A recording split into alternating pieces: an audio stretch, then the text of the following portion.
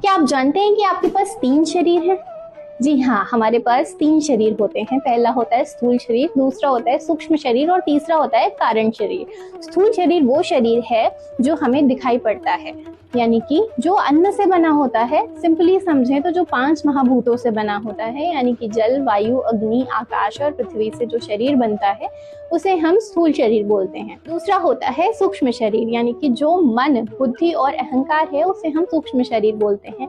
इसी सूक्ष्म शरीर के द्वारा हम विचार कर पाते हैं, हम अपनी इमेजिनेशन कर पाते हैं, हम निर्णय ले पाते हैं और हम जो हैं, यानी कि मैं हूँ, मेरा अस्तित्व है, ऐसा जो हम महसूस कर पाते हैं, हम इस चीज को हम समझ पाते हैं, तो ये भी हम सूक्ष्म शरीर के द्वारा कर पाते हैं। और तीसरा होता है कारण शरीर। कारण शरीर मतलब कि जो स्थूल शरीर और सूक्ष्म शरीर है ये कारण शरीर के ही द्वारा बने होते हैं।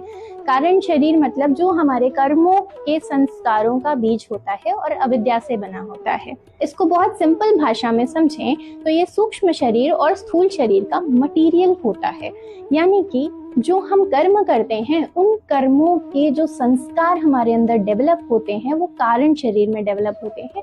उसी के अकॉर्डिंग ये डिसाइड होता है कि हमारा शरीर क्या कर्म करेगा और हमें कैसा शरीर मिलेगा, हमें अगला कैसा जन्म मिलेगा, वो हमारा उसी कारण शरीर के द्वारा डिसाइड किया जाता है।